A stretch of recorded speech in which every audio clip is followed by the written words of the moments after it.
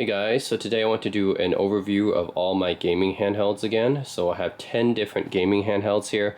I use these all for different purposes. I bought them at different times. I'll just go over each of them. Yeah, this is basically my collection as of December 2023. A lot of devices have been swapped out since my last video. So yeah, I'm going to go over each of them, tell you a bit about each one, and then I'll just play a game on each one just to give you guys a sample of what I like to play on each one. Alright, so they're all different sizes. They're all handhelds, but they're all different sizes, so there's some more portable than others. So we're going to go down from the bottom left here and just kind of go up like this. So I'm going to go with PS Vita first. So this is PS Vita Slim. This is the oldest handheld I've owned out of all these. I bought this back in 2014 when I was living in Korea, actually. So this one, what's cool about it? Well, PS Vita, I think, is a very underrated handheld. It failed in the North American market, but in Japan, it actually succeeded for much longer. This is actually the most portable out of all these different handhelds. So this one is actually, yeah, like even the Nintendo 3DS here, obviously the PS Vita is more pick up and play for me because you gotta like flip up the it's like a clamshell, right? So you still gotta flip that up and stuff, and you got dual screens and stuff. For the PS Vita, it's just pretty simple. I can just pick up and play it. This is the slim version, which I think came out as a revision. Was it 2013 or 2014? But came out like maybe like a year or two after the original model came out. And yeah, overall, talk about the device and the controls. It's okay. Like, I'm not going to say this is like the best D-pad or the best analog sticks or face buttons or whatever. They're just okay. You know, Sony had to fit something decent into something this small, right? They're acceptable, not great. The analog sticks especially, I feel like could be a lot better, and they don't have L3 or R3 here. You cannot press down on them. You can only just move them around. So there's no L3 or R3 here. You only have one set of trigger buttons here. There's no shoulder button trigger buttons separate. You just have one set here of shoulder buttons, I guess. There's no trigger buttons. And you have a touchscreen at the back, which only some games use. It's pretty much underutilized. You have the proprietary PS Vita memory card slot, which is part of the reason a lot of people didn't like PS Vita. It's because Sony had these proprietary memory cards that didn't use micro SD like Nintendo did. This one charges with USB, micro USB, which is nice. I think the first model had a proprietary charger, but the slim model charges with micro, which, you know, is a lot easier to find. You have the select and start down here. It's fine. Face buttons, these are a little bit small, but you know, it is what it is for the size. PS button down here, stereo speakers, touchscreen. You have a web camera right here, which is also underutilized. Only a few games use that, as well as a back camera here. So very few games use these two cameras. I think they're very underutilized. Power button, the cartridge slot right here, which fairly decent sized cartridges, I would say, not too big or small, and volume controls up here. So you guys can hear, I'll just turn it up. The speakers are actually okay for the size. So these are the games I own on the PS Vita right now. There's some Persona dancing games, but it can also have like AAA titles like Uncharted, Killzone, Borderlands, which are very much close to the console versions, I would say, which is very impressive for a handheld of this size that came out over 10 years ago. Very impressive that they could play, this one could play these kind of games. Definitely at a level higher than the 3DS. Graphics and everything are way better than 3DS. Persona 4 Golden, that's a really nice one, probably one of the best games for Vita. Came out on Vita first before it got ported to the PC much later on. What else we got here? DOA 5, Blaze Blue, Cubes Beat, 7 Kagura games. Some the PS Vita basically had only a few AAA titles like this, which were impressive. And this Sony kind of gave up on the console very early and left Japanese developers and indie developers to kind of pick up the slack. So you have some like mid-tier Japanese developers here, like Ease, for example, Disgaea, that's Nippon Ichi, Dragon Quest, Kiba Strip, yeah, 7 Kagura, that's by Marvelous. These are all kind of mid-tier Japanese developers, kind of picked up the slack there. Then you have like, oh, you actually have Final Fantasy on here, which is nice, but those are actually remasters. Then you got some like retro stuff too. You got visual novels on here, which is nice. Yeah, actually I have more visual novels, but decided not to download them on this card. I remember I played Steins Gate first on the Vita, and Cyberpunk Valhalla Bartender as well. Some cool visual novels on the Vita as well, and a lot of indie titles here.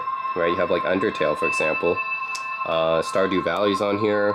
Minecraft is on here, which is pretty huge actually for that time.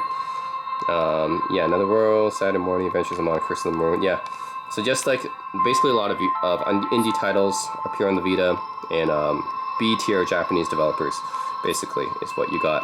And along with some AAA titles. I will say Borderlands, for example. This is a very impressive title that runs on the Vita.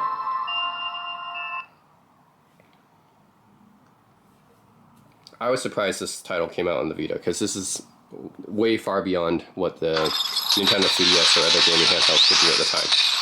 Because like I said, Vita had a lot of potential. It's kind of sad that Sony gave up on this console so early, because it really did have a lot of potential. I mean, Borderlands 2, like, this is pretty much when it first came out too, which is like, what, 2010?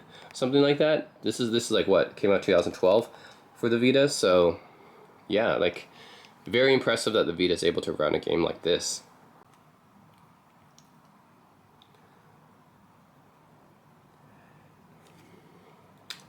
Just got connect to your network, search for DLC. Yeah, it is annoying that it has to do this.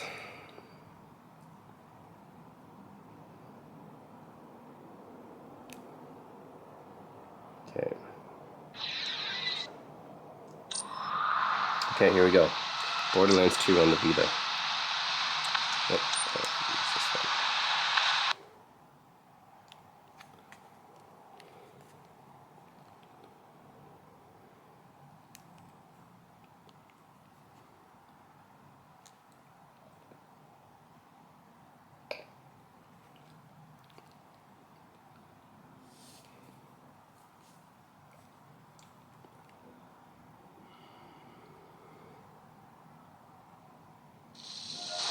Alright, so yeah, this is Borderlands 2 running on the PS Vita. Again, very impressive title to come out for the Vita. Because usually you would need a gaming PC to come out with something like this.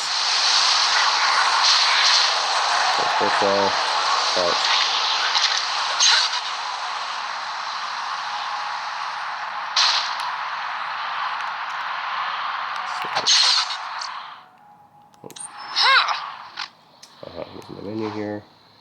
Check my inventory. It's the beginning of the game. Yeah, I beat Borderlands 2 before, but that was on the PC. I always have seen that.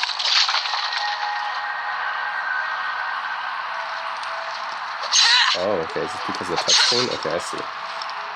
I hit the back touchscreen and it's doing that. I see. Well, they're utilizing the back touchscreen. That's nice.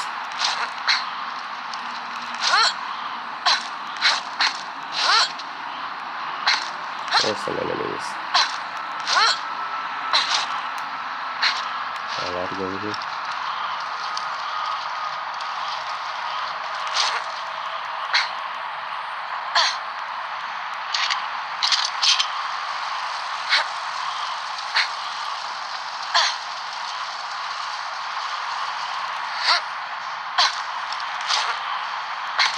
Alright, here's all the enemies.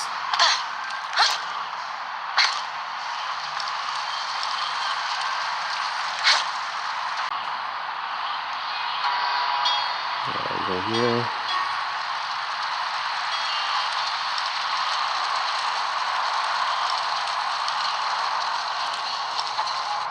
I think there's some enemies in here, probably.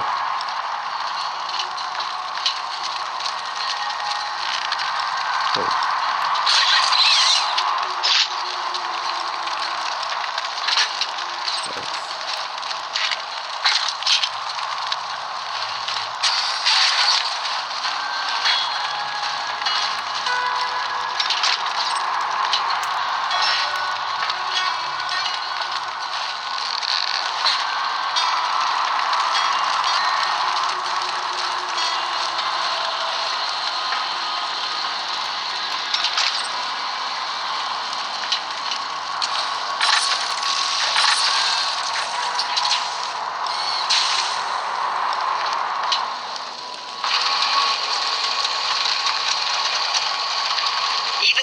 Dragger blindsided me. I know my way around this glacier. I bet you will find my eye in Frostbite Crevasse.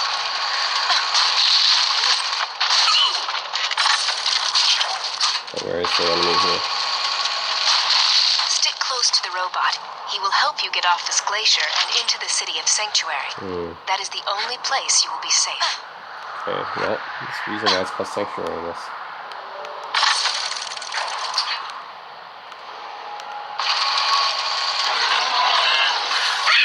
I hear Bullybot! Sick of minion! Here we go. Catch me, Squire! Finally some enemies. Oh, okay, I got it.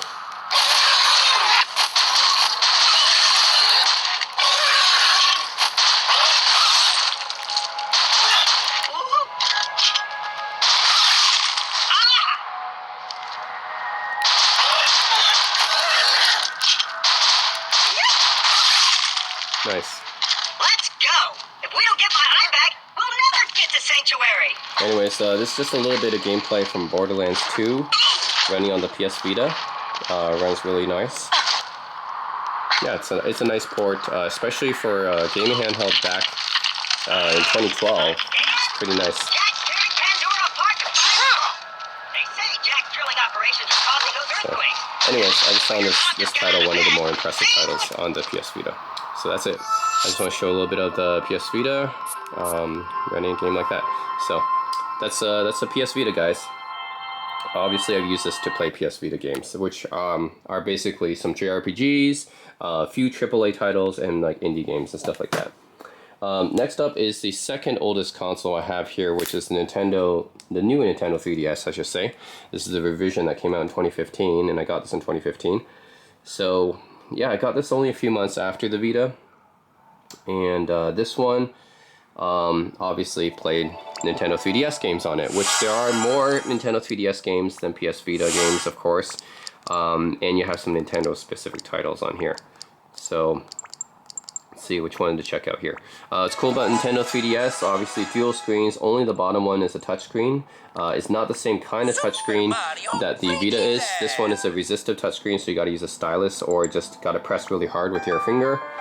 And actually, yeah, it comes with a stylus here, but I actually don't really like to use the stylus. I just like press really hard with my finger. Power button down here, cartridge right here. They are bigger than PS Vita cartridges. The D-pad here, which I actually like a little bit better than the PS Vita D-pad. This is the analog stick right here, which is not very good. This is a pretty terrible analog stick. They added another small little nub here, which was only for new 3DS, and very few games use this one. The face buttons here are actually bigger and more comfortable to use than the PS Vita on the face buttons. So I do like the face buttons here better than the PS Vita ones. The start and select, pretty nice. I mean, not very good actually. Yeah, I should prefer the PS Vita start and select, but whatever. You don't use those buttons that often anyway. Volume controls, slider right there. You have a 3D slider right here, which I'm not sure how well you guys can see, but basically it's just makes it 3D. I usually turn this off because I don't really need the 3D. It's kind of like a gimmick thing to me. So I just turn it off and it saves battery life anyways.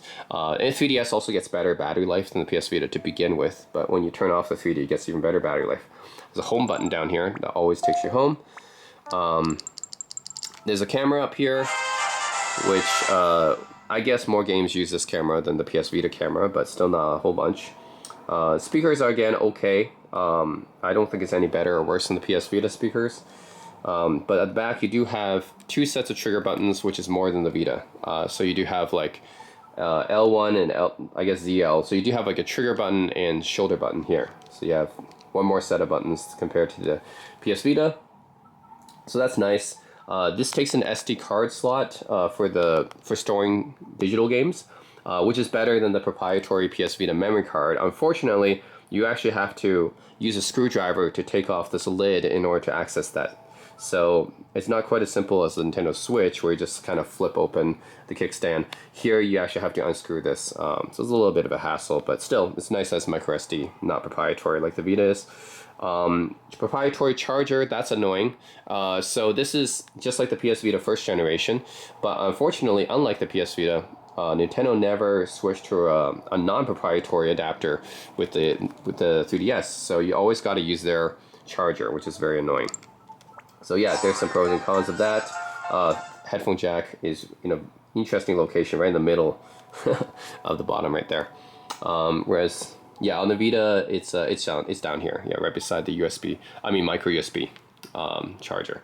So yeah, I do prefer the location of the PS Vita headphone jack a little bit more. This one is a little bit odd. It's just coming out right in the middle of the bottom here. Anyways, let's play like a standard Nintendo, classic Nintendo franchise like Mario Kart. This will be Mario Kart 7.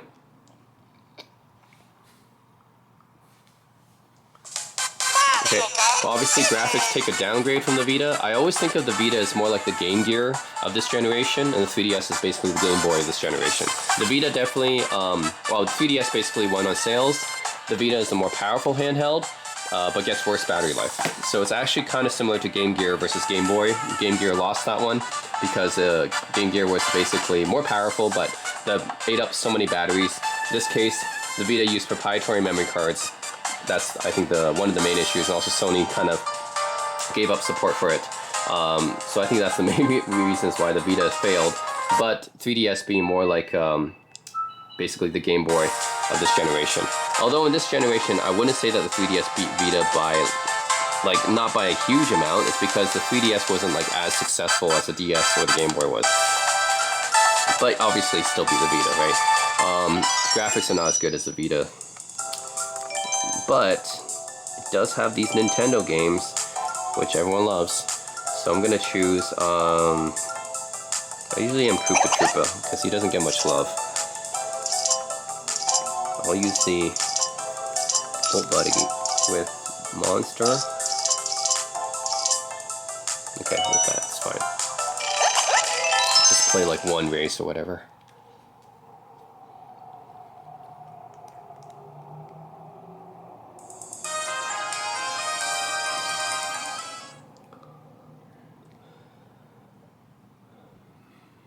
And this being like a dual screen thing, just like with the DS, it's really hard to translate 3DS into an emulator because of that, because it's dual screens.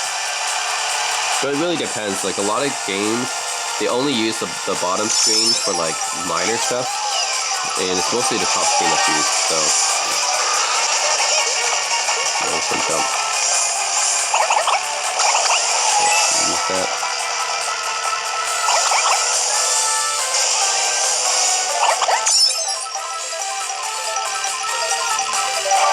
Focus on top screen actually.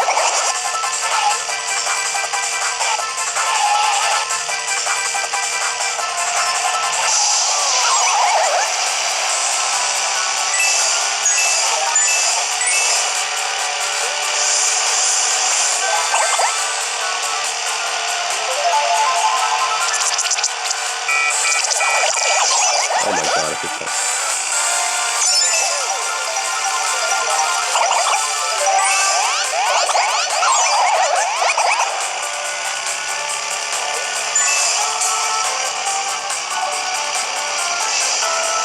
I do not like the analog stick on the 3DS. It's terrible, actually. Not only can you not press down on it, but it's super flat. Like, wow. I don't know what Nintendo was thinking when they designed the analog stick here. At least the D-pad is okay on the 3DS, but the analog stick really sucks.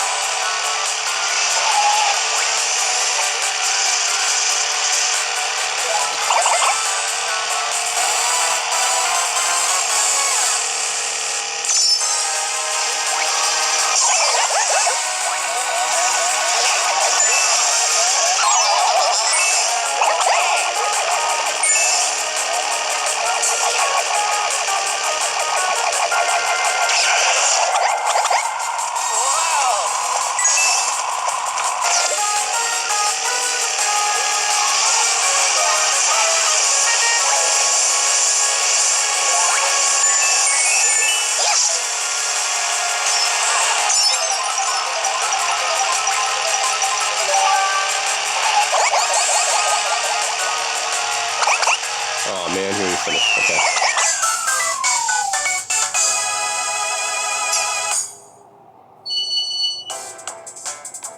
Alright. So that's an example of a game you might play on the 3DS. Obviously Nintendo games, which tend to be more geared towards like casual players and like just games that are fun for parties and young children. But you know, a lot of adults play Nintendo games too, so nothing wrong with that. They just tend to be geared towards more casual players.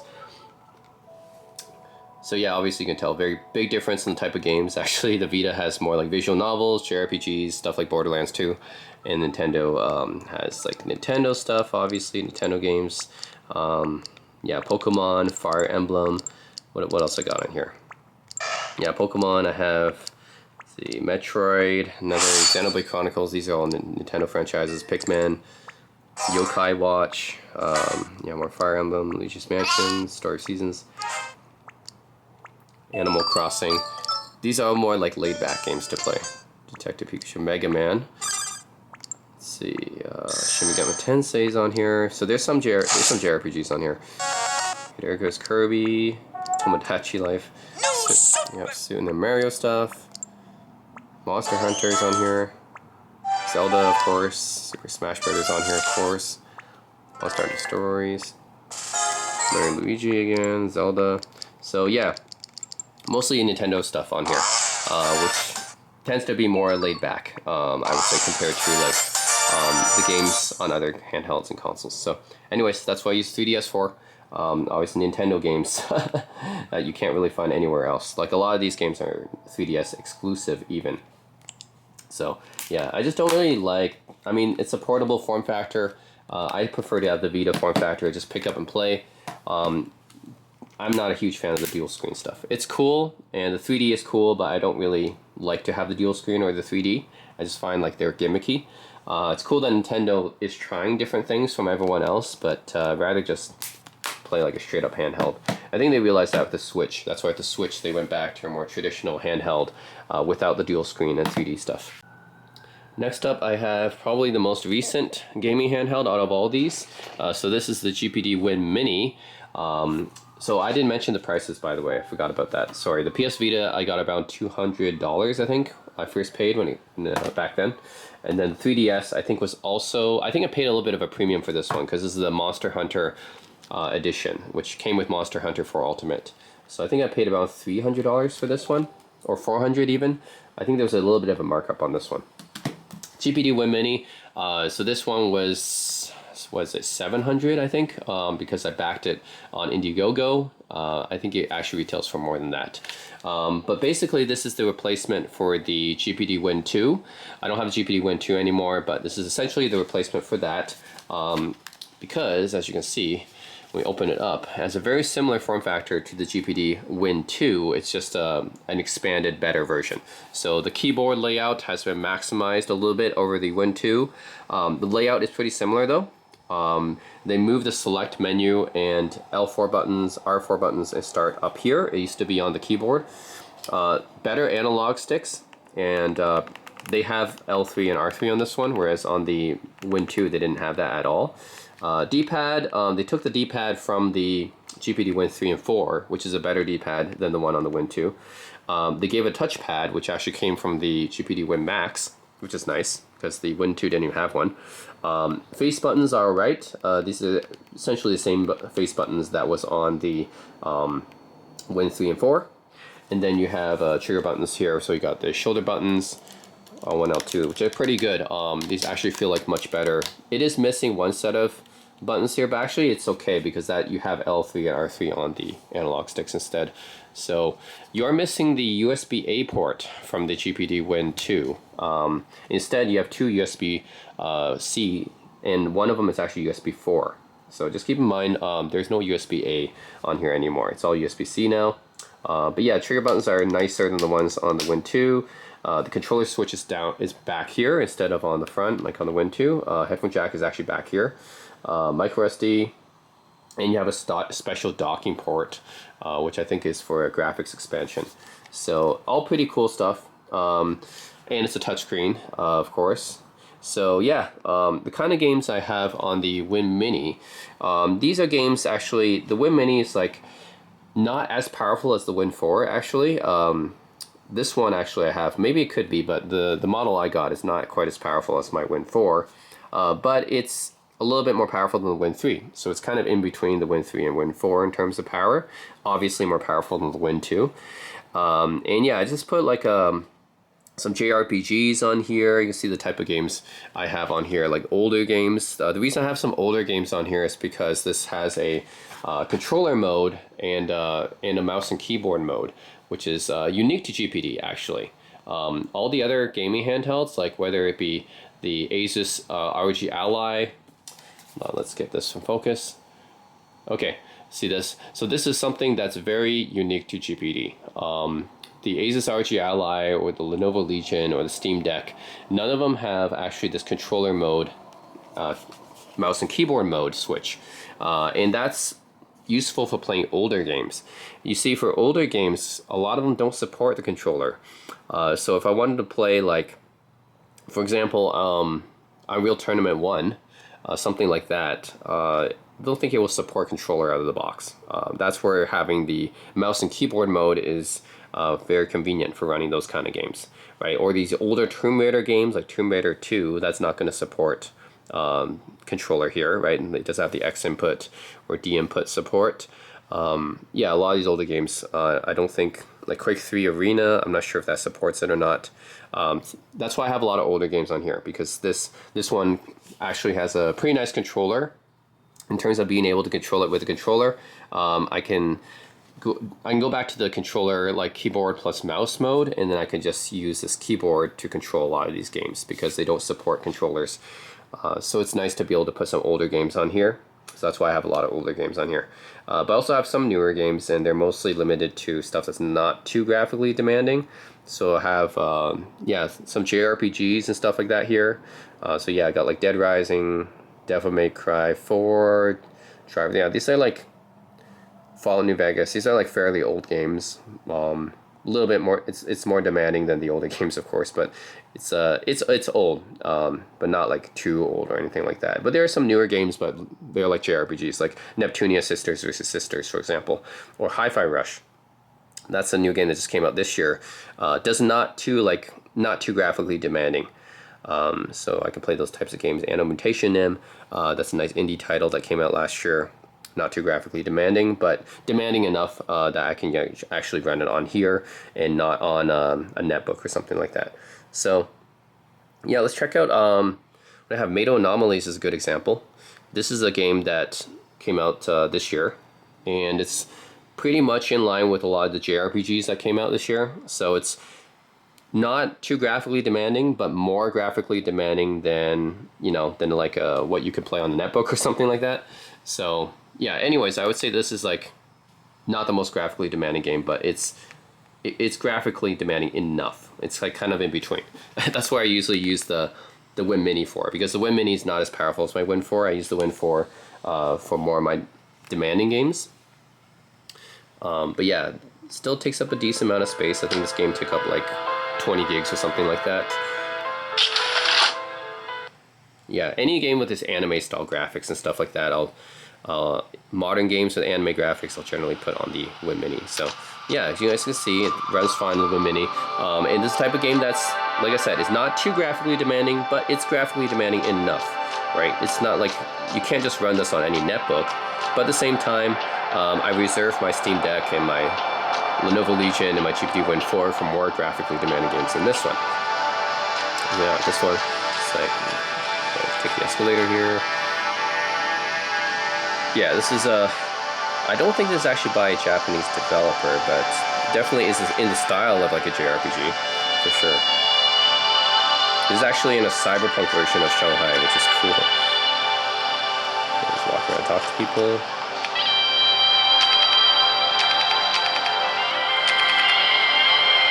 Oh yeah, so speakers. So there's actually a microphone here, by the way, which is cool.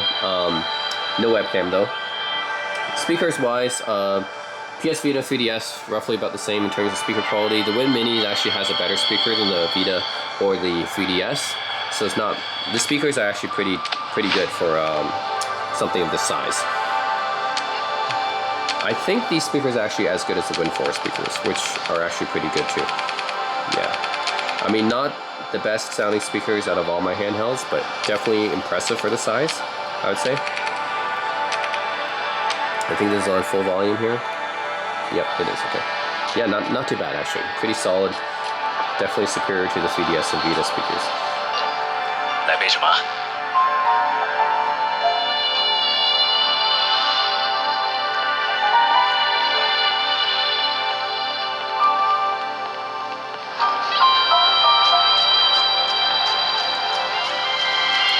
Yeah, this game is not necessarily combat. There is like dungeon crawling in this game, but a lot of it's also just doing investigation and talking to people as well.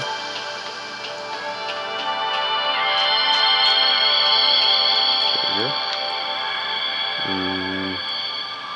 This is our second row here.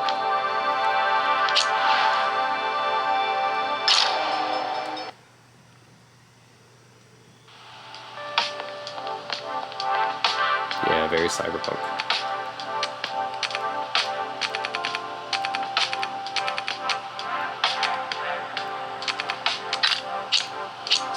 Okay. Droid pop.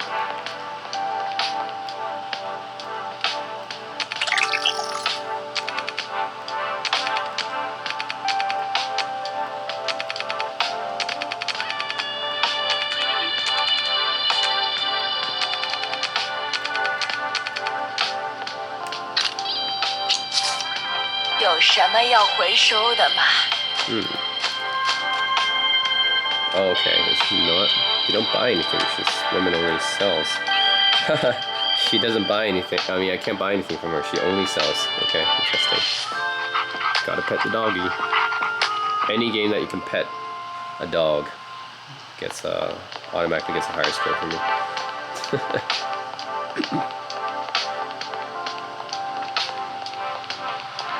Yeah, Neo Noir Shanghai basically is this game in cyberpunk. 怎么了，老大？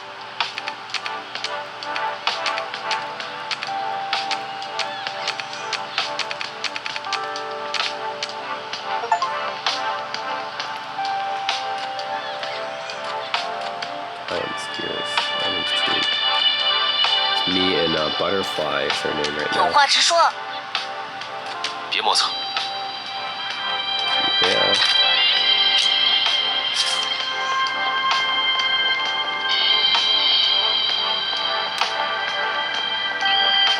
Yeah, you can tell this is a Chinese game, but it's done in the style of a JRPG.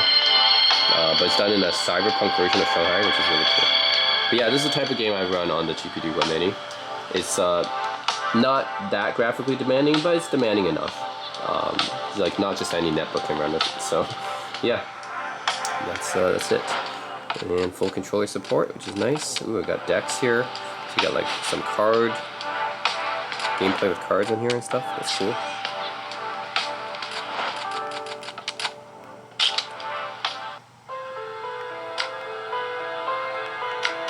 Alright, so yeah, that's the example of a game I might play on the Web Mini.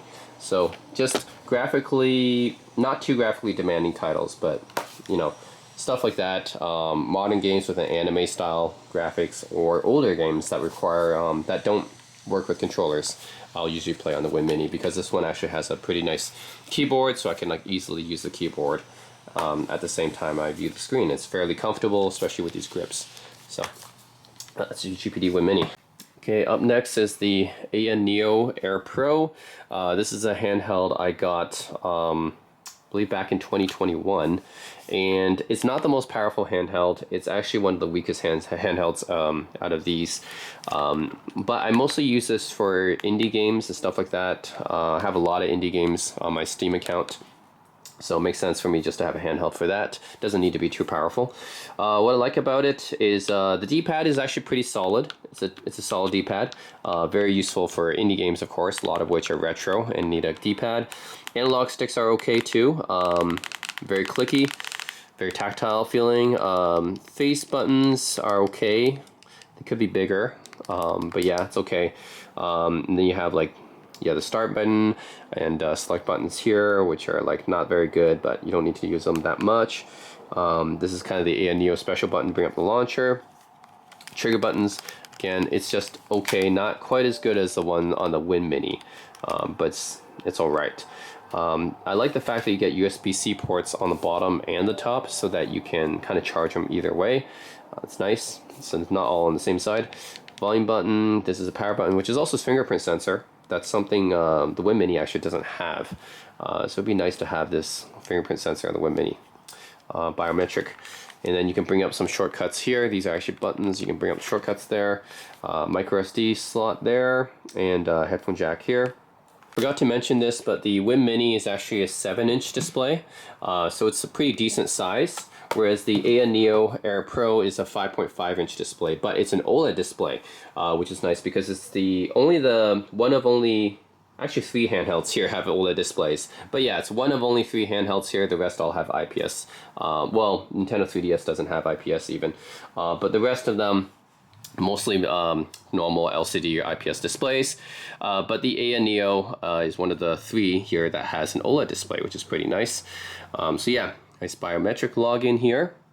And 5.5 inches doesn't sound like it's very big, but I don't need this one to be very big. And again, I mostly only use it to play indie games and retro games with, which is, I guess, the intent of this device. That's how Ayaneo markets it as well, is mainly to play smaller, indie games that don't require too much power. Like I said, this is not like a really powerful device. If you want more power, Ayaneo makes several models that are more powerful. The Ayaneo 2, the Ayaneo Kun, I believe, and they're making like new handhelds all the time. Actually, Ayaneo is like one of the Chinese companies that pumps out handhelds like all the time. GPD, for example, they'll always do like an Indiegogo. They take their time to like design new handhelds. Same with One Netbook, I think. But Ayaneo is like, Jesus, this company, like they pump out new designs all the time. I think the upcoming ones, like based on the GPD Win 3 and 4, which is the Ayaneo Slide, and then they have the Nintendo 3DS based one. I think is like a dual screen clamshell. They're always coming out with new designs and new handhelds. It's crazy. But anyways, as you can see, guys, this device is absolutely filled. I filled it with mostly indie games and in games that have low graphical requirements, basically, like older games, I guess. There's some older AAA titles and mostly retro games or indie games here. So yeah, there's just a lot of games here. I am not going to go through each one, but let's see. So yeah, as you guys can tell, I do have a lot of games on this device. Over 200 are loaded onto this one. That's because like indie games and retro games don't take up a lot of space. Most of these are either older AAA titles or retro games or indie games. So they don't take up a lot of space, and that's why I have like so many of them here. Yeah, you can take a look here as well. I don't have enough to fit them all on one screen. Even 2 screens I don't think is enough. Okay, so let's see, which one should I check out here? Some of the games on here I think I could also play on the Win Mini. So there's some overlap here, but let's go with like a typical game I might want to play here, which is Sea of Stars. Came out this year. It is a retro style indie RPG title. It's based on old school JRPGs from the 16-bit era, like Chrono Trigger. Okay, Sea of Stars.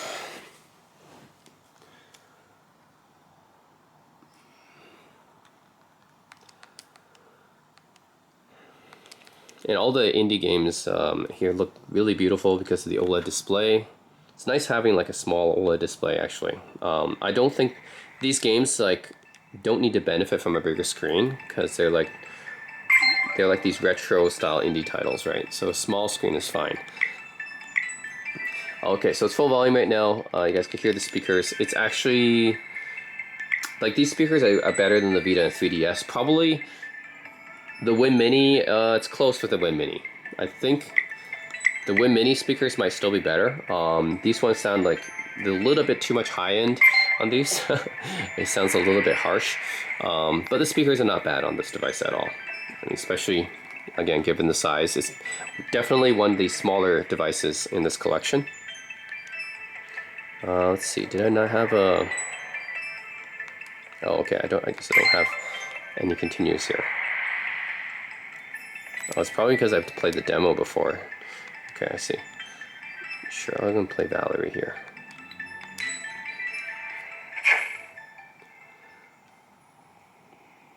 The highs sound a little bit harsh from these speakers, but yeah, they're not bad for a device of this size. I think there's also some like virtual surround Dolby Atmos thing going on here, because I can kind of hear some virtualization of the surround here. So speakers are not bad. Not the best speakers out of the handhelds here, but definitely not bad either.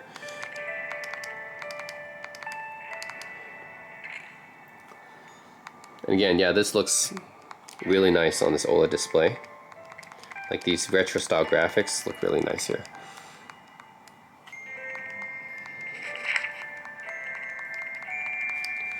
It's definitely one of the more comfortable handhelds to hold too, because it's not that heavy. It's a reasonably light handheld. That's hence why I guess it's called the Ayaneo Air.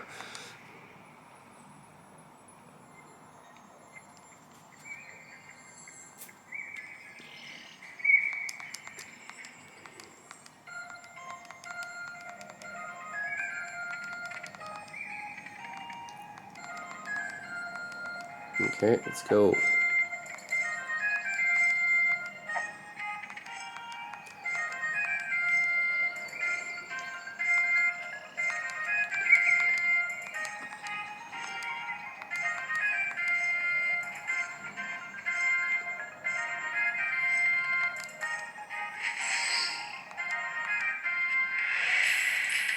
Okay, here we go with turn-based combat here.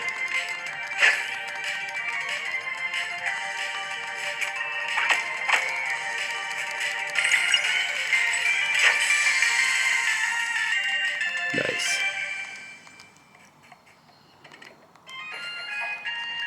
Okay.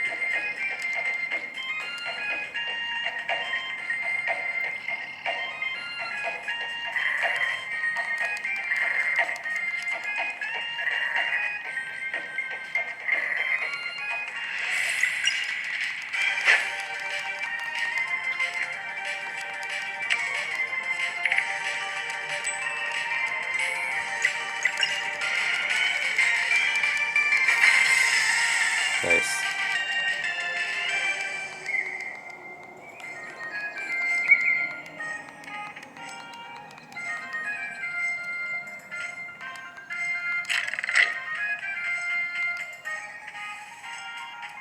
Alright, anyways, yeah, this is an example of a game I might play on the Ayaneo Air Pro. Again, it's not too graphically intensive, because it's like a retro indie game, retro style indie game. So yeah, these are the kind of games I mostly play on this one.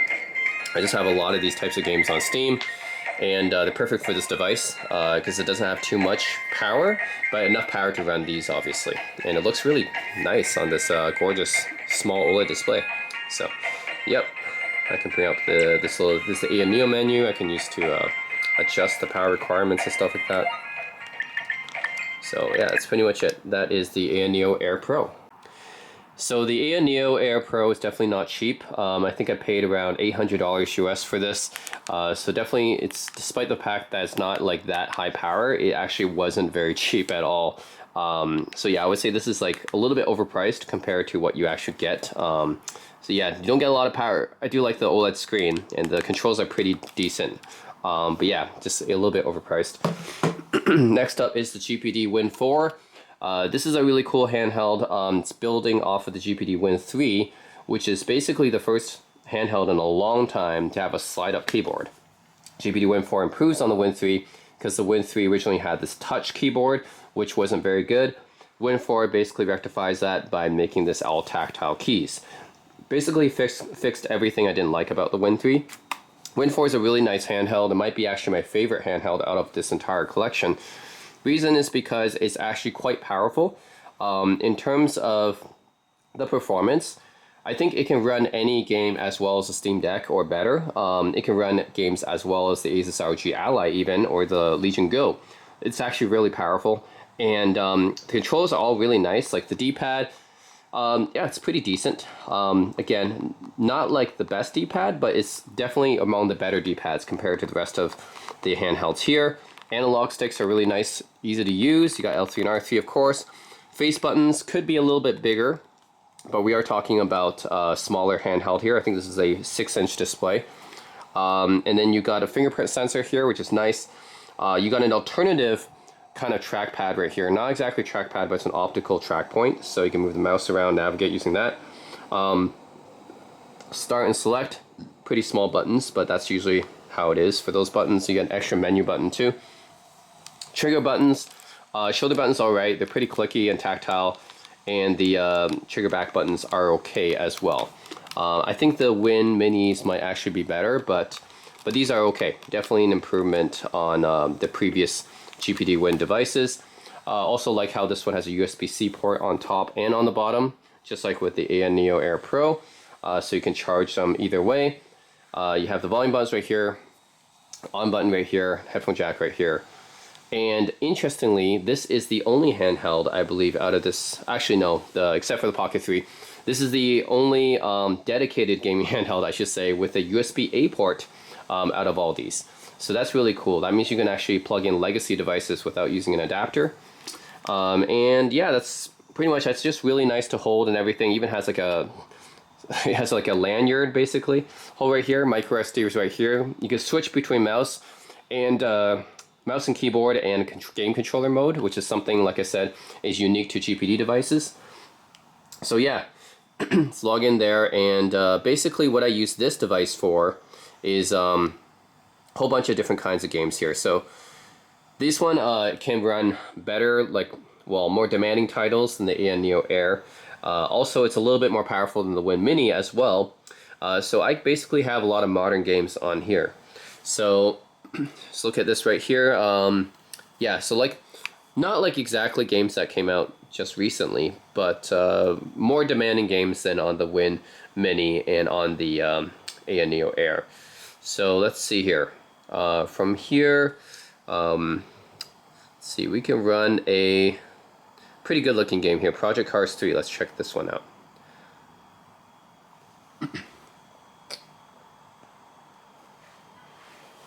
This is a relatively recent game. It came out like 3 years ago, I think. All right, let's get started here.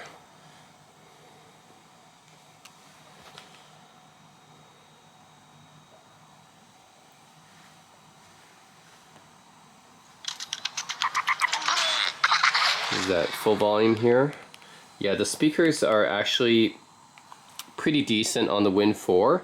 I would say they're a little bit better than the speakers on the Ayaneo Air Pro, and about similar level to the speakers on the Win Mini, which means that it's pretty solid for a device of this size.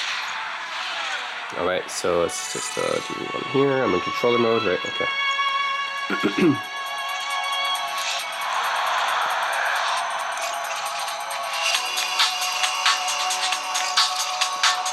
Okay guys, let's use this car race. Okay.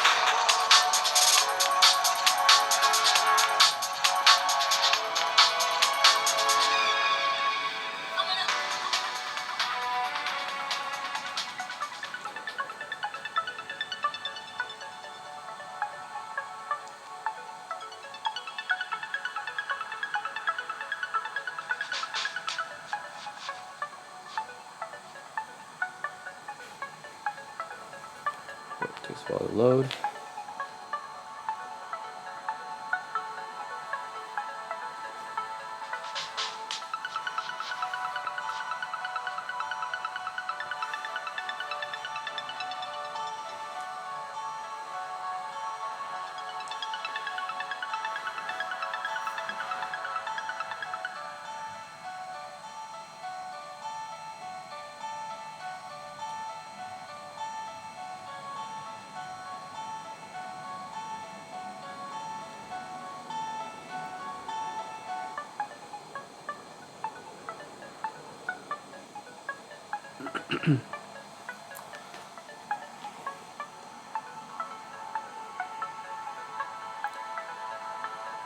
Okay, come on. Okay, there we go. So yeah, this is a fairly graphically demanding game, I'd say, in terms of the realism of the cars. So let's check it out.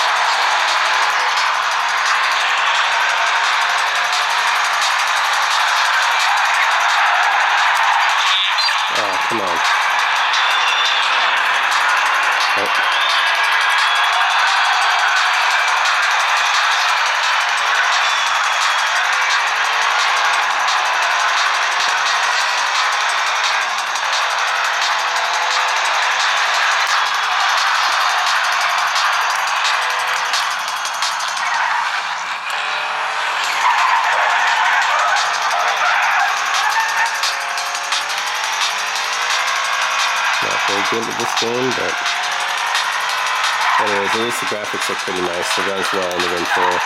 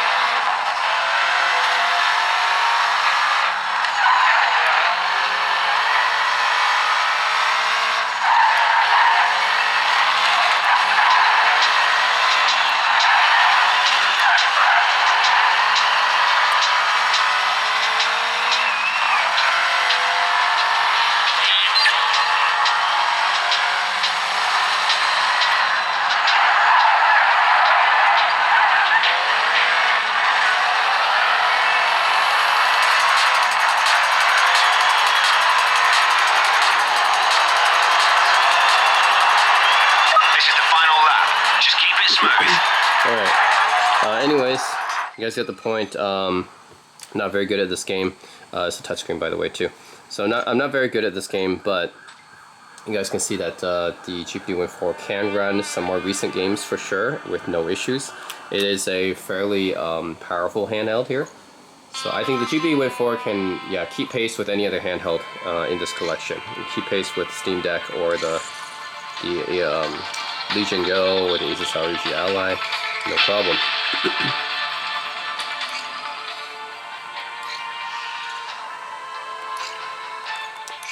Alright, so that's it for the GPD Win 4.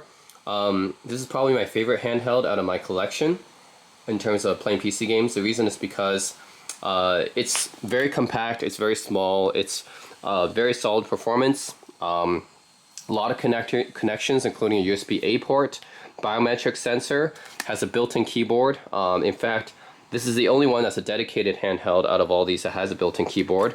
Many navigation options. You can use the analog stick, you can use controller mode or mouse and keyboard mode. You can have like this trackpad to also navigate the mouse. Of course, you got a touchscreen too. Many different navigation options. It's just a very versatile handheld. So yeah, definitely my favorite out of all my PC handhelds in my collection. So that's GPD Win 4, and this cost around, like I said, this one is pretty expensive.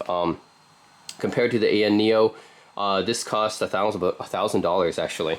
So it's definitely one of the most expensive handhelds in this collection. It's expensive, but I would say because of how unique it is, I still think it's worth it. This is definitely my favorite PC gaming handheld out of my collection.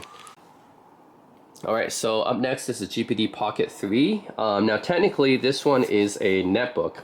It is a pocket laptop, so it's not really meant for gaming, but I use it as a gaming device because I load all my point-and-click adventures and visual novels onto this thing, because they actually don't require necessarily any controllers to play them. So yeah, this one has no controller input, but I can just use the mouse and keyboard to play games with it. It's a pocket laptop. I got it for, let's see, so GPD Win 4 I got last year. The Pocket 3 I think I also got last year. And I got it for around, was it $900 I think, $800, $900. Pretty expensive. But it is pretty unique because, you know, I'm always into these very small computers.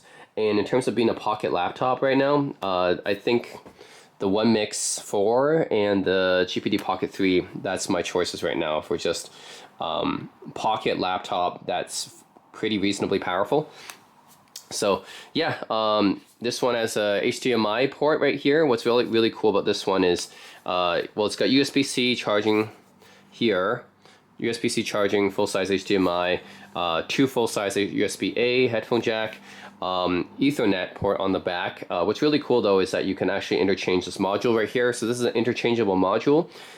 This one I have in right now is really unique. It is actually an HDMI input and a USB-C input, which means that I can actually use this as a portable monitor if I wanted to. I can just plug in anything with HDMI out. I can use this input, and then I can actually use this as a portable monitor.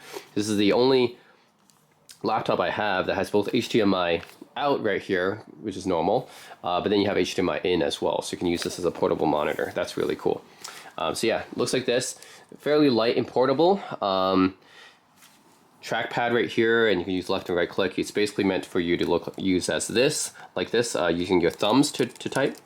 Although you can also, the keys are actually big enough for you to just put it on a desk, but I prefer using my thumbs when I use this thing. And this is actually a computer I bring quite a bit with me when I travel. This is the power button right here, and also fingerprint sensor. So this is the power button and also the fingerprint sensor. So I can put my finger there and log in. This is an 8-inch IPS display right here. Right, nice backlit keyboard here. And yeah, what's really cool about this laptop, like the fact is it's not technically a gaming device. It doesn't have gaming controllers or anything. It's actually meant to just be like a pocket laptop.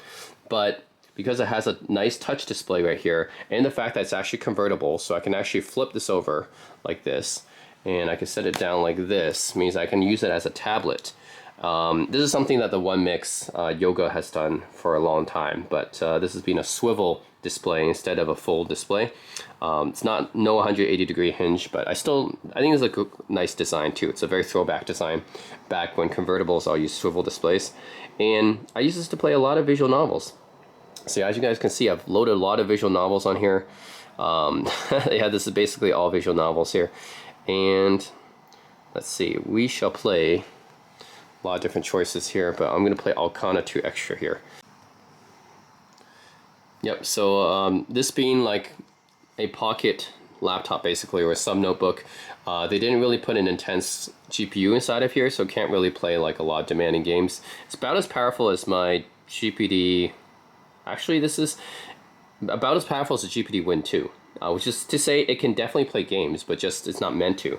But anyways, I use this for visual novels, so obviously nothing demanding here. Okay, I'm just gonna load this one. Yeah, touchscreen right here. Let's see if I can turn up the volume. Don't hear anything right now. There we go. So speakers are not that great, but it's not really meant for gaming. So yeah, speakers are not great, but not really meant for gaming. And I just use this like this to play visual novels and stuff. This is one of the devices I actually bring the most to play games, ironically, since it's not even a dedicated gaming device. But I just like visual novels, so I have a lot of visual novels loaded, and it's very easy to play on this device because it's a touchscreen and it's convertible, so it can become a tablet. Very easy for me just to set it on airplane tray table, and I just lift it up like this, and I just play it like this, and I just do a tap. Very easy for me to play it, something like that.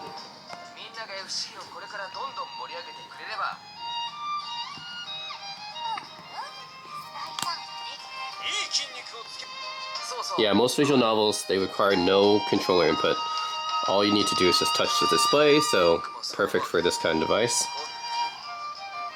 Point and clicks work really well in here too, because point and clicks mostly just use mouse input. So instead of using mouse input, you just use your hand right here. But in point and click adventures, I actually had to put in laptop mode because it does need the left and right click. But it still works well here.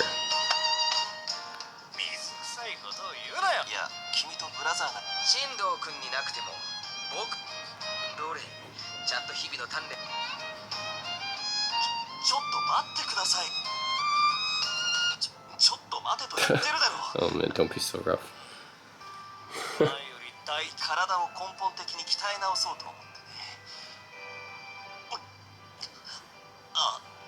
Oh my god. Something wrong going on here.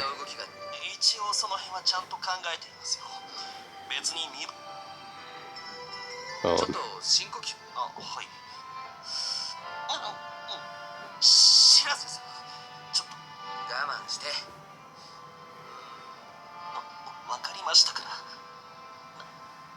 バラを揉むのはちょ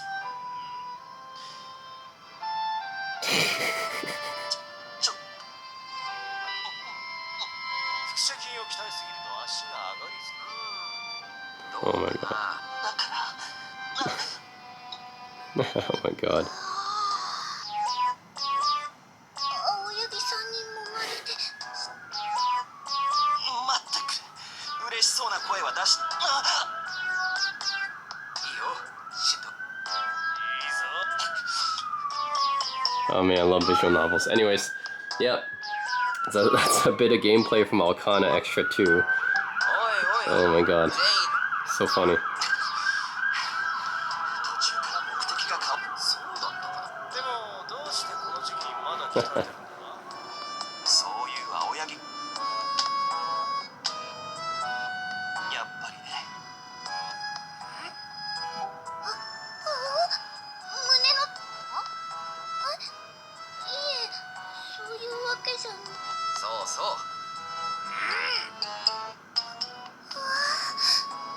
人間。お茶もぎ。はい。 Okay, anyways.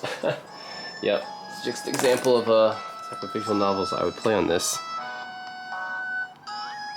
All you need is a touchscreen in order to play these. And it's perfect for this kind of machine because it's really can convert into a tablet. So all you really need is a touchscreen on this thing. And the point and clicks, I just use a trackpad, left and right click here. So yeah, that's the GPD Pocket 3. Despite the fact it's not technically a gaming device, but I use it as one. Right, next up is the Razer Edge, and this is a fairly recent device. I think it just came out earlier this year. This is basically an upgrade over my Razer Phone 2. I mostly use it to play mobile games and emulation. So emulated games basically. So yeah, what I like about this thing, it's a huge upgrade over my Razer Phone 2 in pretty much every way. Because the display is upgraded. This is like a 6.8 inch display. And it's OLED because it's like technically using mobile internals. And this is like, I think this is like a context or start button right here. This one's to take a screenshot, and then this one is a menu button. And I think this is like the custom launcher or whatever. D-pad, yeah, D-pad's actually not bad. This actually comes from the Razer Kishi, which is an accessory that they basically combine with this device. The Razer Edge is technically a gaming tablet that ships with the Razer Kishi. So yeah, it's not a bad D-pad because this is actually designed specifically as a gaming controller for mobile phones. Analog sticks are okay. It's very clicky. Face button's a little bit stiff, but it's all right. Yeah, this is definitely Razer sells this as a separate gaming accessory. So yeah, then you actually get a few different trigger switches here. You got shoulder buttons, you got trigger buttons, and you got smaller kind of trigger buttons right here. I don't really like how these are so small, but yeah, they have those. Don't like the trigger buttons as much here. A little bit small and cramped. Up here you also have, yeah, let's see. Yep. So here you also have the volume, power buttons right here, and micro SD right here. There we go. Headphone jack is actually on one side of it's on the left controller, and the USB-C charging is on the right side. Yeah, that's pretty much it. I mostly use this again from playing mobile games and emulation, so let's check it out. One thing I don't like about this, there's no biometrics, so I can't log in using a fingerprint sensor, unfortunately. That's pretty much the only drawback from my Razer Phone 2. No biometric login, and pretty much every other way it is better than my Razer Phone 2. My Razer Phone 2 was using the Jungle Cat controllers, which required charging separately. It was using Bluetooth to connect, so it's latency. These Kishi controllers don't use Bluetooth, they're direct USB-C connections, so less latency. This is just a bigger display, it's better too because it's OLED. My Razer Phone 2 was an IGZO display. And these controllers are just overall better than the ones on the Jungle Cats. Yeah. Oh yeah, no chroma lighting on the back too, but oh well, never was really too into that. All right, log in.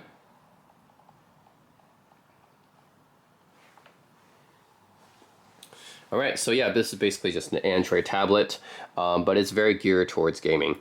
So for example, types of games I would play here, I like SNES games a lot. So let's load up a SNES game right here. And yeah, again, no Bluetooth. It's a constant USB-C connection, so it's very easy. You don't have to wait for any time to connect here. Let's see. Have all my SNES ROMs here. You can just go to Link to the Past, for example, Legend of Zelda. Another thing, the speakers on here are really good. They're actually even better than the speakers on the Razer Phone 2, which already had pretty good speakers, but these speakers are even better. Use one of these to start and one of these to select, I believe. Okay, here we go. I don't really care about this. Okay.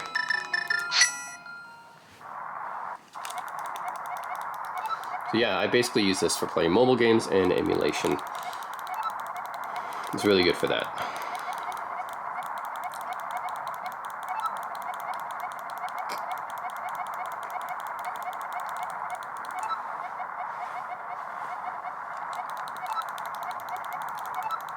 Okay, so that's Zelda pulling out.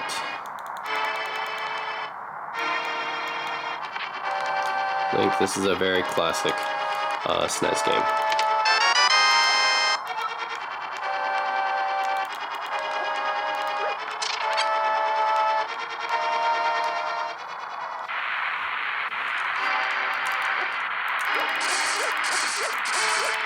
Don't have my sword yet.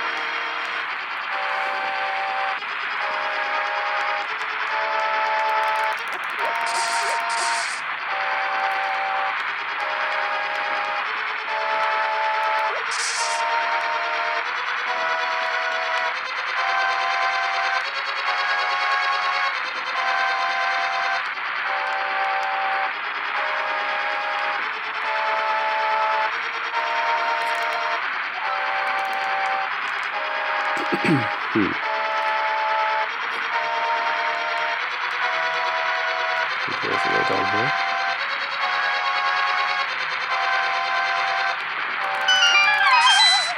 There we go.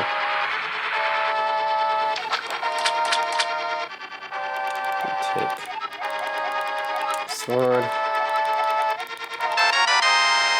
Alright.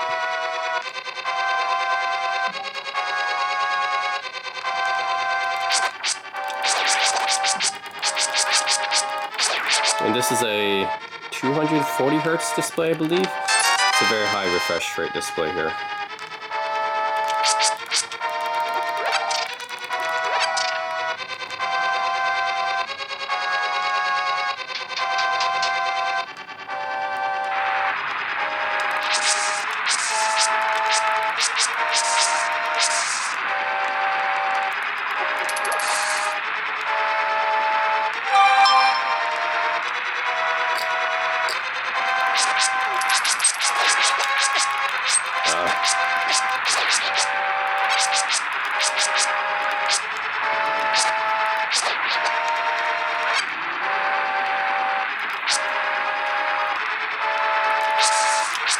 Anyways, that's an example of one of the games I might play on the Razer Edge.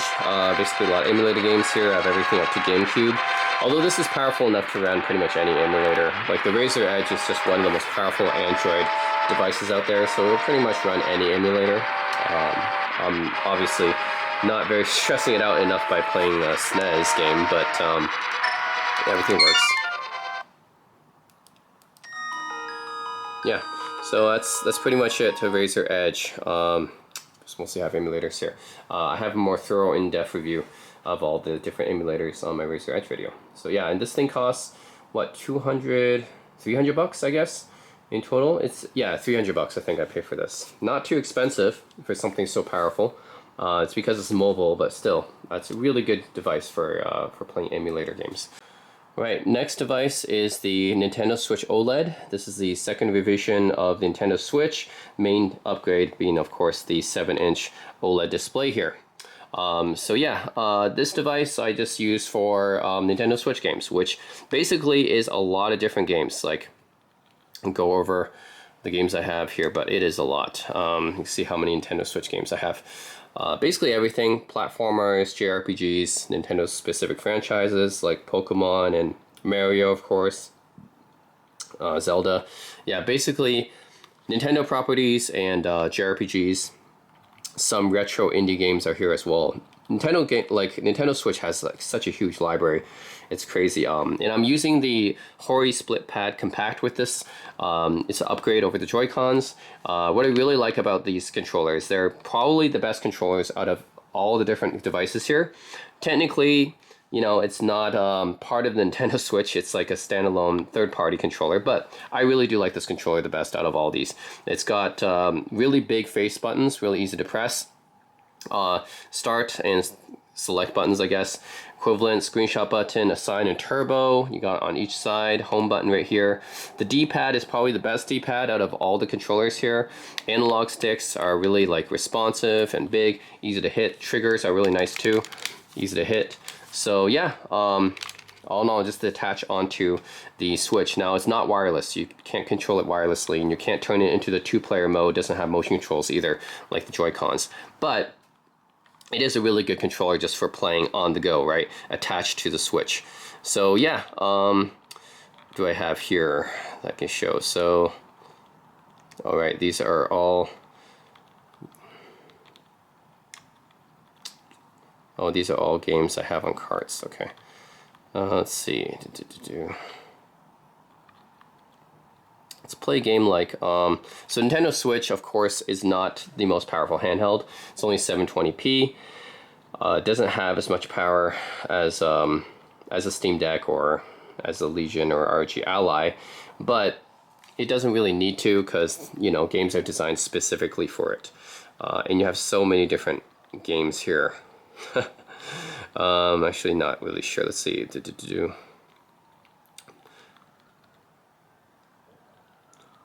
Yeah, everything like have visual novels and everything else here. Okay. Let's check out Cuphead. I think Cuphead's a really unique game. Check that one out. It's like a platformer that's inspired by Disney movies, like really old Disney cartoons. Really unique game. Yep, and it's got USB-C charging, of course.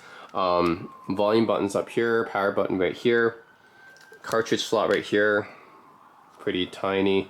Headphone jack also. Oops, yeah, headphone jack also right there. And then this OLED version has a bigger kickstand. Lift it up, it's got the micro SD right there. Pretty simple to use. Oh yeah, the Hori controllers also have these other buttons on the back, which are trigger buttons. I don't use them very often, but they're there. Nintendo Switch OLED version has decent speakers. Speakers are solid. I would say the equivalent to the speakers on the GPD Win 4.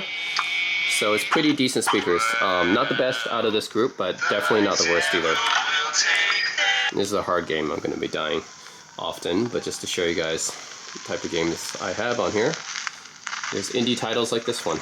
This is an indie title, so it's got a really unique aesthetic to it.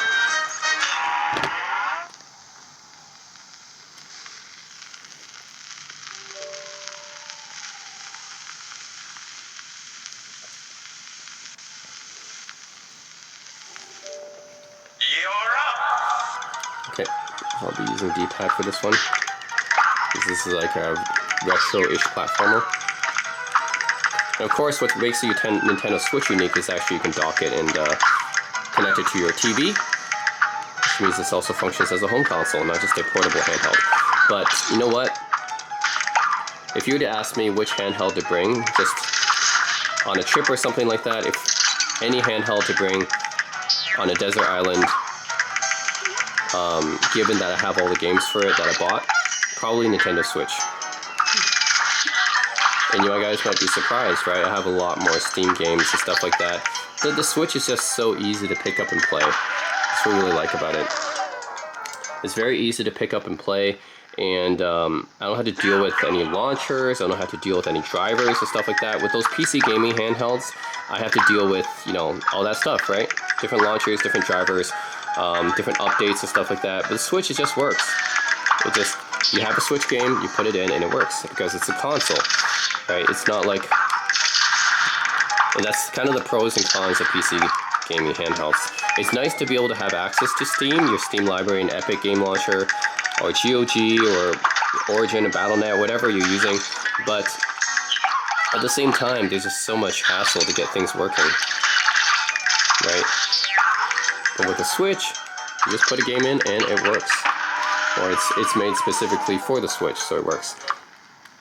So yeah, this is a pretty tough game. This is like very retro style, but the art style is pretty unique on this game. Of course, I also have this for PC, but Switch game, like I said, any game with the Switch, very easy to get up and running. It just works. No need to update any drivers, no need to install any launchers. It just works. And I can play this co-op with a friend too, right? So another good thing about the Switch, I can play couch co-op with my friend. With the PC, not all games might support that, right? You have to plug in a second PC controller or something like that. So it's just a hassle to get everything working. With Nintendo Switch, a lot of games are just co-op naturally, so yeah.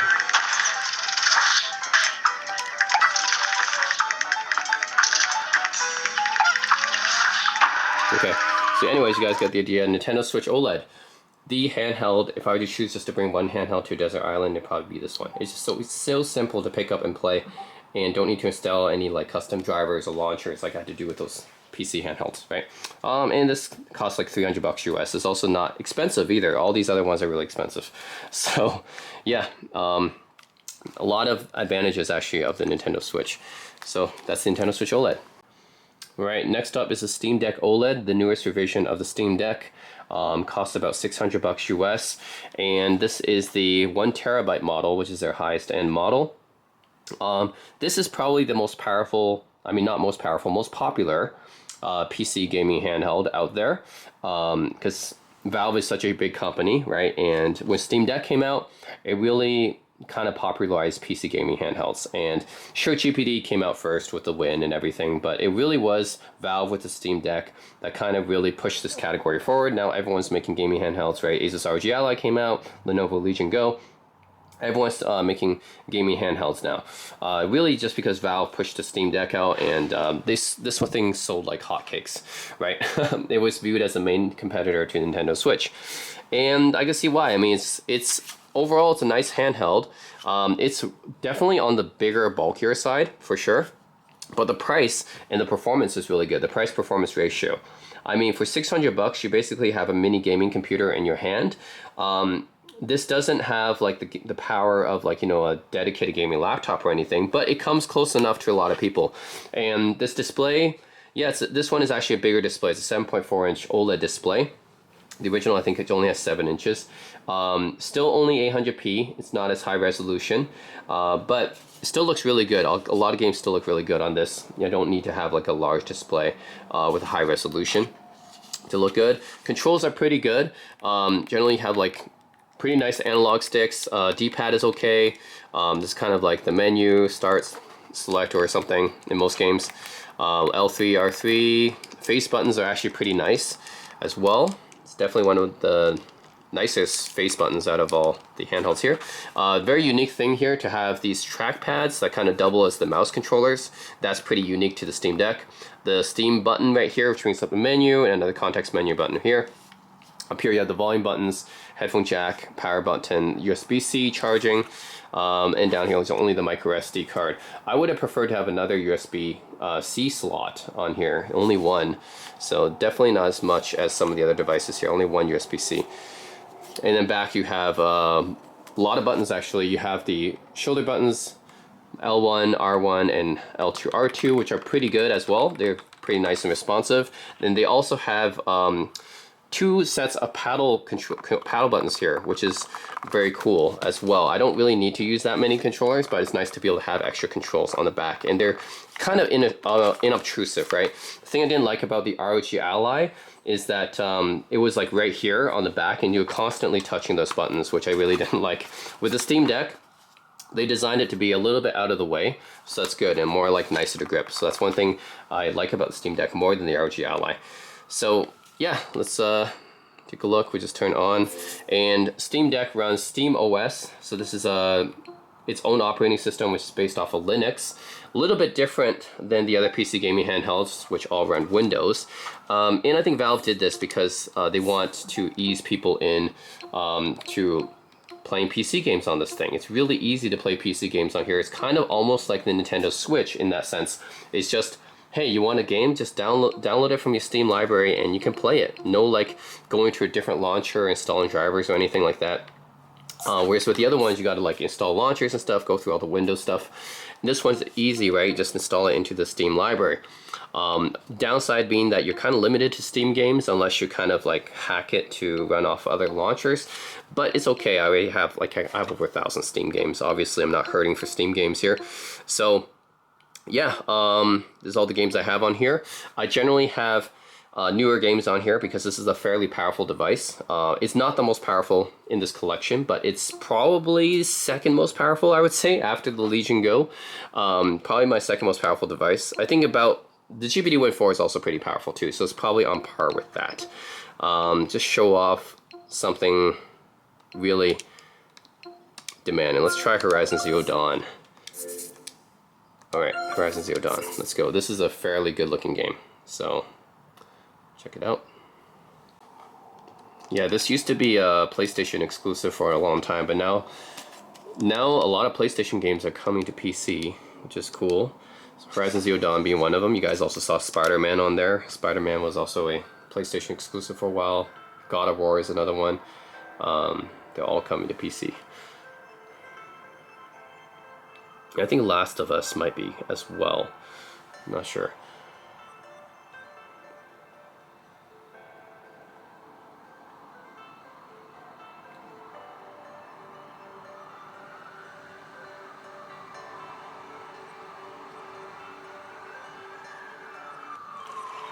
Okay, so yeah, Horizon Zero Dawn, really nice, beautiful looking game. Runs fairly well on the Steam Deck, I would say. And especially with this beautiful OLED display. They actually improved the speakers a lot. So when I turn out the speakers to full, these speakers are actually the best speakers I've heard from any gaming handheld. So out of all the gaming handhelds in my collection, these have the Steam Deck OLED. The OLED version has the best speakers. Like these speakers, I don't know how Valve already had some pretty decent speakers when they came out with the Steam Deck originally, but the OLED version, man, these speakers are really nice. Are they dangerous? Yeah, definitely the best out of all the gaming handhelds here. Aloy. Their power must be respected, but I will be beside you. Aloy, a machine's coming. Crouch and follow me into the tall grass. All right.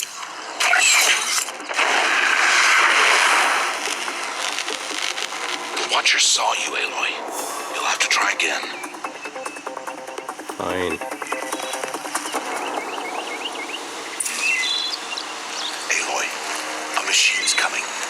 Crouch and follow me into the tall grass. There. Now stay low. Little one. No, Aloy. Such machines are called Watchers. You must learn to avoid their gaze. If you are to survive in the wilds, I will show you. Listen close and do as I do. Stay still. Wait for it to pass.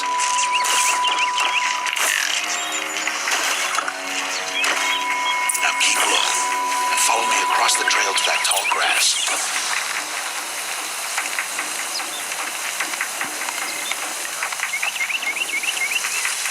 Oh, another one. Let it pass.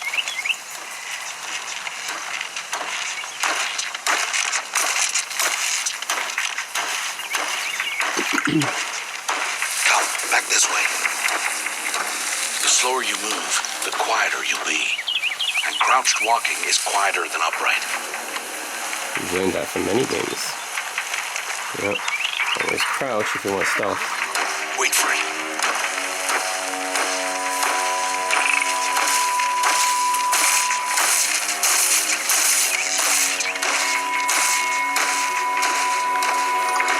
That's the last of them. Let's move on.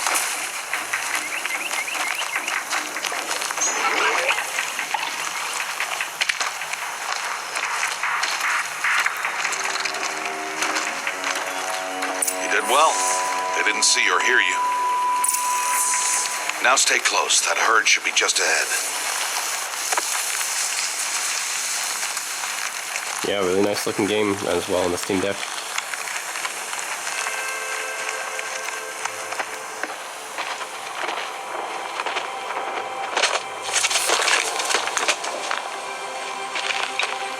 Who's that? Ignore him. But why is he up there?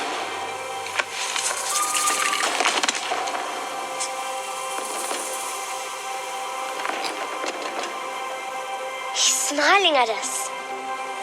Tab! Get back where you belong! Tab! Where are you? Ignore him.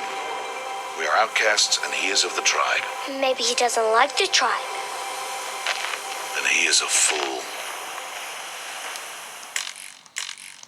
Come now. Let's find that herd. Anyways, I'll stop here, but this is Horizon Zero Dawn. Just wants to show a bit of it running on the Steam Deck. It's basically the type of games I play on the Steam Deck. It's more modern games like this. Yeah, runs pretty well. So yeah, Steam Deck can run most games pretty well, as long as you set the settings appropriately.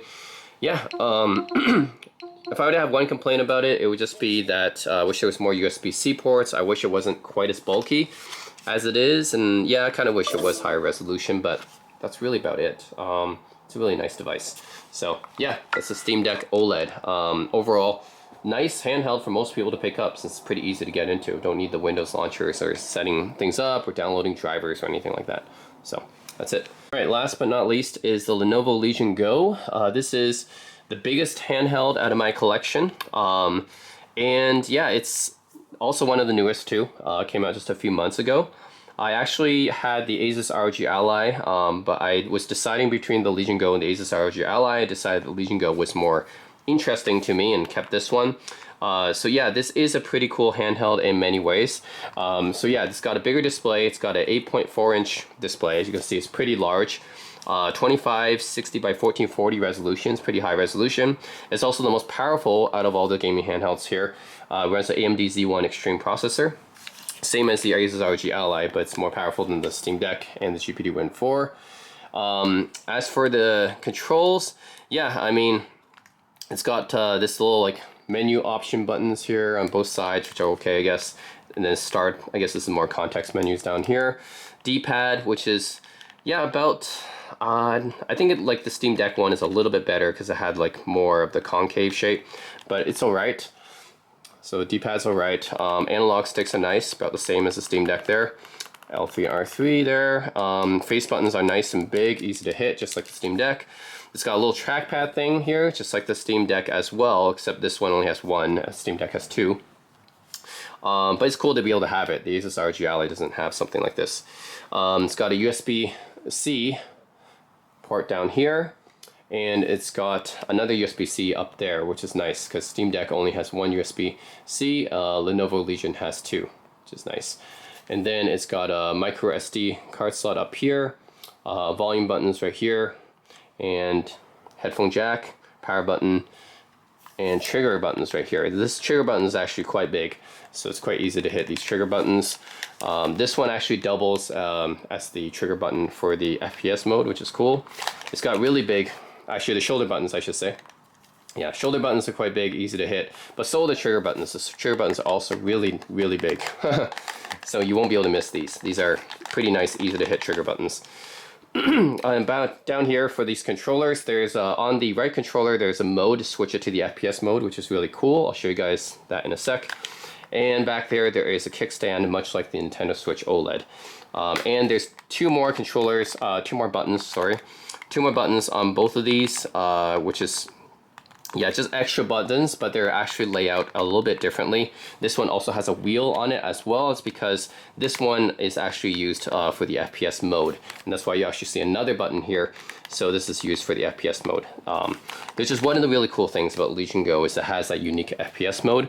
So let's turn it on. All right, you have these glowing rings around the analog sticks, just like with the Ayaneo Air Pro.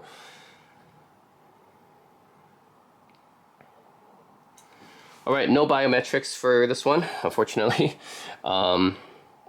Yeah, I don't know why they don't have that. The Asus ROG Ally has biometrics, like a fingerprint sensor. I don't know why the Legion Go does not. Now, a lot of people comment about the software. Yes, Legion Space isn't as good as Asus ROG Armory. It's not as good as Steam OS. But yeah, anyways, the type of games I have on here. So yeah, I don't like Legion Space either. The app actually doesn't usually start up correctly, but I don't really use Legion Space anyways. I just use Steam Big Picture mode usually for this. But yeah, these are the types of games I have on here. Basically FPS games and strategy games and point and click adventures. And the reason for that is because of this FPS mode. So I can detach these controllers and then use this one as a mouse basically, which makes it really good for games that use heavy mouse movement. That includes FPS mode, FPS games, which what the FPS mode is used for and named after, but also other games that require the mouse a lot too, like point and click adventures and real-time strategy games, or just strategy games in general. A lot of them have heavy use of the mouse, and that's why I have a lot of them installed on here. So yeah, you see mostly strategy games, some adventure games, and FPS games mostly. So let's try something here. It's a game that requires a lot of shooting, just to show you guys the FPS mode. So let's go with Serious Sam 4. That game has a lot of shooting in it. Basically, that's all it is, just killing stuff. And yeah, I'll detach the controller, show you guys what it's about. So there's like a little button here you can depress to detach them. So do that here. Obviously, there's a touch screen, so I can use that as well. Use the kickstand. Alright, so this is Serious Sam 4. I'm going to switch it to FPS mode. All I have to do is use this little switch here, switch it over, and yeah, basically now I have it. You need to have like a smooth surface, but right now I can basically use this as a controller, so as a mouse controller, I mean. So it's pretty cool here. Both these buttons I can use as left and right click. I can use this as kind of like a scroll wheel zoom. I have additional buttons right here, and yeah, like this one is basically like a trigger button too. So it's really cool to use this as a pseudo mouse. I'll go with single player. Okay, so this is basically how you use it. You move around the controller like this. It will move it around like you're controlling a mouse, and use the other controller like this. So it's actually really, really cool. Let's see. Yep. Shoot some guys because it's Serious Sam. Should have lots of enemies to kill.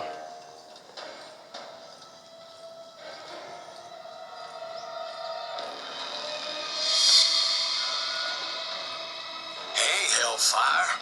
What's it like being on the ground again? Kinda boring. Oh, here we go.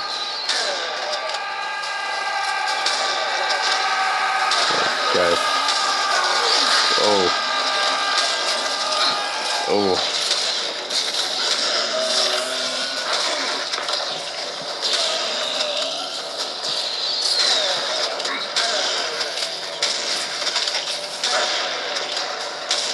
Ooh. Non-stop, guys.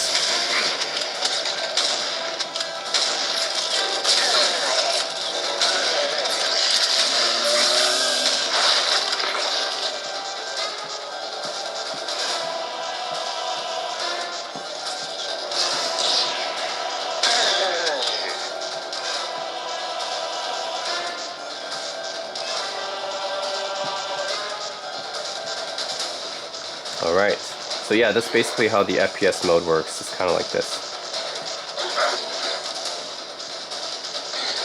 Oh. Like this. And I can switch between weapons like this. Pretty cool.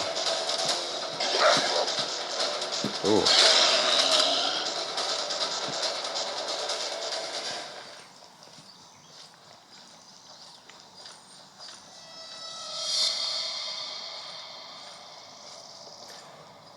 Yeah, so basically that's how the FPS mode is working. It's just like this, controlling this as a mouse, and then this one to move, like your WSD keys. So works pretty well.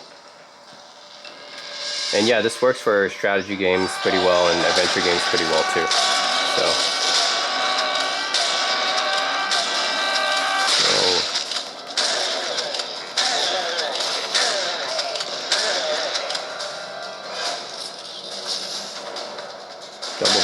maybe. All right. So yeah, that's a bit of gameplay from Serious Sam 4. You guys can see the detachable controllers. That's what makes this game actually really kind of unique. I mean, that's what makes this handheld really kind of unique. Is the detachable controllers, the FPS mode, and the big display. All right, so yeah, that's the Lenovo Legion Go. Pretty much the reason why I chose it over the ROG Ally is because it has the same chip as the ROG Ally, it just has this really cool FPS mode and has a bigger display. So that's really cool about this thing. It's pretty unique in that sense. The Lenovo Legion Go, I paid about $700 for it. It's a little bit more expensive than the Steam Deck, but not by much. It's still very competitive with the Steam Deck and with the Asus ROG Ally. So that's pretty much it, guys. That's all my gaming handhelds. 10 of them right now. Let me know if you guys have any questions about any of them. But this is basically my loadout as of December 2023. So I think I'm pretty good right now for gaming handhelds. What do you guys think? So yeah, let me know in the comment section below what you guys think of any of these handhelds and ask me any questions. So yeah, that's it. As always, thanks for watching.